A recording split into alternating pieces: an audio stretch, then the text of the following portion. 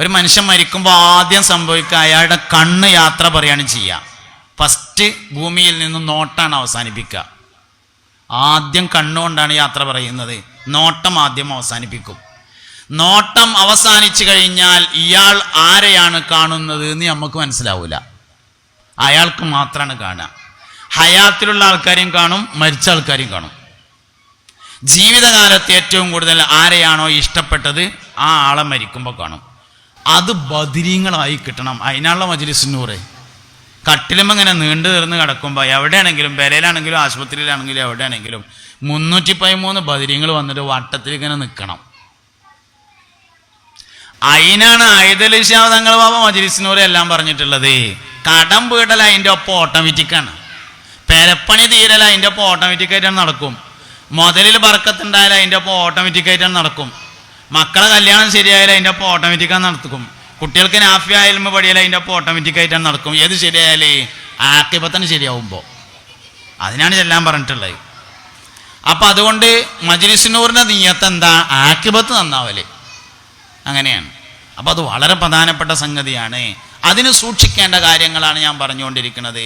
എങ്ങനെയാണോ ഉറങ്ങുന്നത് അങ്ങനെയായിരിക്കും മരിക്കുക. ഉറക്കത്തിൽ സൂക്ഷ്മതയുണ്ടോ മരണത്തിൻ്റെ സമയത്ത്?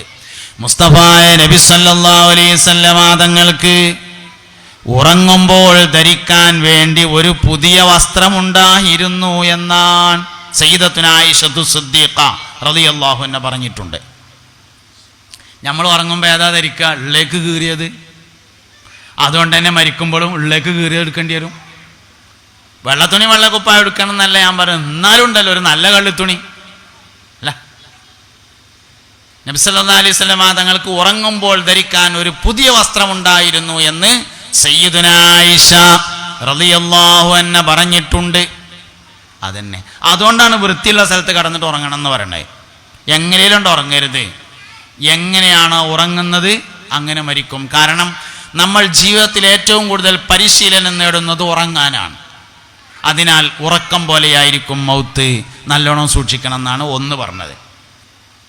രണ്ടാമത് ഞാൻ പറഞ്ഞത് ആക്കിബത്ത് കേടുവരുത്തുന്ന ചില ഘടകങ്ങളുണ്ട്. അതിൽപ്പെട്ട പ്രധാനപ്പെട്ട ഒരു ഘടകമാണ് ബാങ്ക് വിളിക്കുമ്പോൾ സംസാരിക്കൽ. ആക്കിബത്ത് കേടുവരുത്തും. ഗുരുവിനെ നിസ്സാരമാക്കൽ ആക്കിബത്ത് കേടുവരുത്തും. ഉസ്താദുമാരെ നിസ്സാരമാക്കിയാൽ ആക്കിബത്ത് കേടുവരും. ഗുരുവിനെ നിസ്സാരമാക്കൽ, മാതാപിതാക്കളെ ഇൻസൾട്ട് ചെയ്താലും മാതാപിതാക്കളെ പേരുകൊണ്ട് അഭിസംബോധനം ചെയ്താലും ആക്കിബത്ത് കേടുവരും. മാതാപിതാക്കളെ പേര് വിളിച്ച് അഭിസംബോധന ചെയ്താൽ ആക്കിബത്ത് കേടുവരും. അങ്ങനെ ആക്കിബത്ത് ചീത്തയാവുന്ന കുറേ കാര്യങ്ങളുണ്ട്. നല്ലോണം സൂക്ഷിക്കണം. അതിന് മനുഷ്യന് ശക്തി നൽകുന്ന ചില കാരണങ്ങളാണ് പറഞ്ഞുകൊണ്ടിരിക്കുന്നത്. ഒന്ന്, എല്ലാ കാര്യങ്ങൾക്കും ഒളു ഉണ്ടായിരിക്കുക. 2, എല്ലാ കാര്യം ചെയ്യുമ്പോഴും ബിസ്മില്ല. 3, വലത്തേതിനെ മുന്തിക്കുക. അവിടെയാണ് നമ്മൾ പറഞ്ഞെത്തിയത്.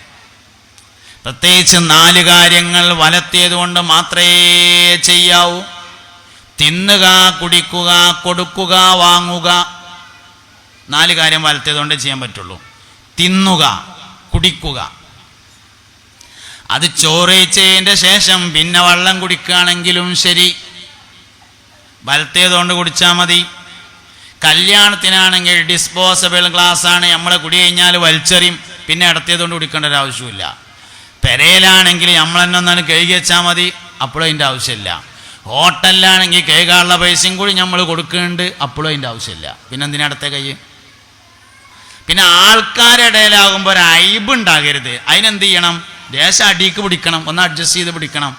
ഇങ്ങനെ പിടിച്ചും കണ്ട് എരപ്പാക്കരുത് എന്ന് മാത്രം. വലത്തേതുകൊണ്ടേ പിടിക്കാവൂ. പക്ഷെ പിടിക്കുമ്പോൾ ഒന്ന് സൂക്ഷിച്ചാൽ ഐബില്ലാതെ ചെയ്യാൻ വേണ്ടി പറ്റും.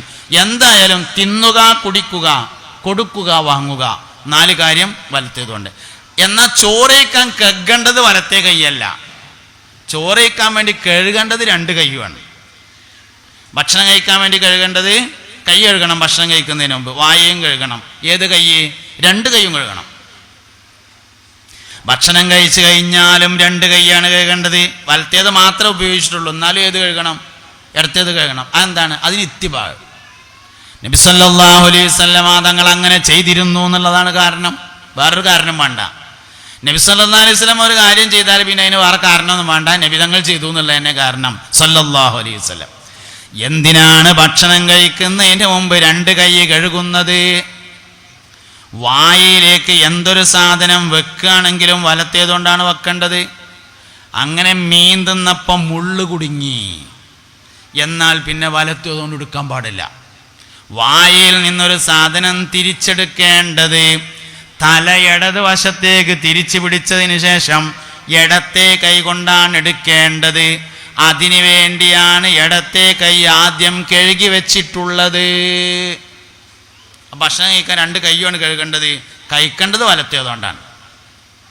ഇങ്ങോട്ട് എന്തെങ്കിലും എടുക്കണമെങ്കിൽ വലത്തേതുകൊണ്ട് എടുക്കാൻ പറ്റൂല, അത് ഇടത്തേതുകൊണ്ടാണ് എടുക്കേണ്ടത്. അതിനാണ് ഇടത്തെ കൈ ആദ്യം കഴുകി വെച്ചിട്ടുള്ളത്.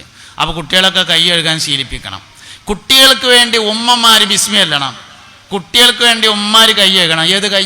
2 കൈ കൊണ്ട് കഴുകണം. കുട്ടികൾക്ക് ഭക്ഷണം കൊടുക്കാൻ വേണ്ടി ഉമ്മ കൈ കഴുകണ്ടേ? ഏത് കൈ? 2 കൈയും കഴുകണം. കുട്ടികൾക്ക് വേണ്ടി ഉമ്മ ബിസ്മി ചൊല്ലണം. എങ്ങനെ ചൊല്ലുക? മറ്റൊരാൾക്ക് വേണ്ടി ചൊല്ലുന്ന ബിസ്മിയാണെങ്കിൽ അയാൾ കേൾക്കുന്ന തരത്തിൽ ചൊല്ലണം. അപ്പൊ കുട്ടിക്ക് വേണ്ടി ബിസ്മി ചൊല്ലുമ്പോൾ കുട്ടി കേൾക്കുന്ന രൂപത്തിൽ ചൊല്ലണം. ഉമ്മ അങ്ങനെ ബിസ്മില്ലാഹിർ റഹ്മാനിർ റഹീം എന്ന് മനസ്സ് ചൊല്ലിയിട്ടൊന്നും കാര്യമില്ല. ആ മറ്റൊരാൾക്ക് വേണ്ടി എന്ത് കാര്യം ചെയ്യണമെങ്കിലും അയാൾ കേൾക്കണം. അപ്പൊ അയാൾ കേൾക്കുന്ന തരത്തിൽ. അപ്പൊ കുട്ടികൾക്ക് വേണ്ടി ബിസ്മില്ലാണ്, ബിസ്മില്ലാ എന്ന് ലേശം ഉറക്ക ചൊല്ലണം. ഒന്നിച്ച് ഭക്ഷണം കഴിക്കുകയാണെങ്കിൽ എല്ലാവർക്കും വേണ്ടി ഒരാൾ ബിസ്മില്ല മതിയാവും, പക്ഷെ ഉറക്കം ചെല്ലണം. ഒന്നിച്ച് ഭക്ഷണം കഴിക്കുകയാണ്, എല്ലാവർക്കും കൂടി ഒരാൾ ബിസ്മില്ല മതിയാവും, പക്ഷെ ഉള്ള നിബന്ധന എന്താണ്? ഉറക്ക ചെല്ലണം എന്നതാണ്. എല്ലാവരും കേൾക്കണം.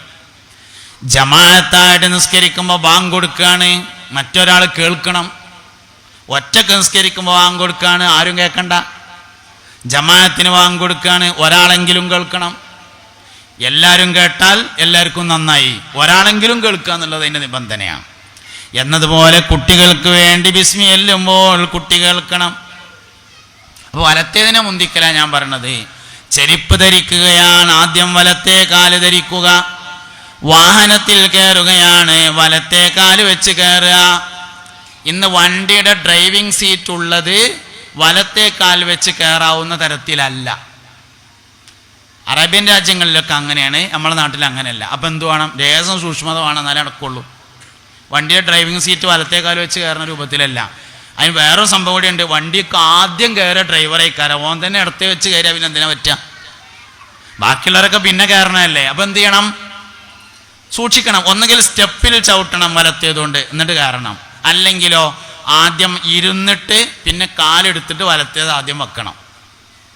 സൂക്ഷിച്ചാലേ നടക്കുള്ളൂ. നമ്മളെ നാട്ടിൽ, ഗൾഫിലാകുമ്പോൾ പിന്നെ വലത്തേക്കാല് വെക്കുന്ന രൂപത്തിലാണ് ഡ്രൈവിംഗ് സീറ്റ് ഉള്ളത്. നമ്മളെ നാട്ടിൽ നേരെ ഓപ്പോസിറ്റാണ്. ഇവിടെ ഇടത്തെ കാല് വെച്ച് കയറുന്ന രൂപത്തിലാണ് ഡ്രൈവിംഗ് സീറ്റ് ഉള്ളത്. ഇതൊക്കെ സൂക്ഷിച്ചാലേ നടക്കുള്ളൂ. ഞാൻ ഇതൊക്കെ ഇങ്ങനെ പറയുമ്പോൾ നിങ്ങൾക്ക് ഇങ്ങനെ തോന്നുന്നുണ്ടാവും ഇതൊക്കെ ഇപ്പം എല്ലാവരും ചെയ്യണ തന്നെയല്ലേ എന്ന്. അല്ല ചങ്ങായിമാരെ, അതുകൊണ്ട് അതിങ്ങനെ പറയണതേ അല്ലേ, അല്ലാത്തതുകൊണ്ടാണ് പറയേണ്ടി വന്നത്. ഒരു പെണ്ണ്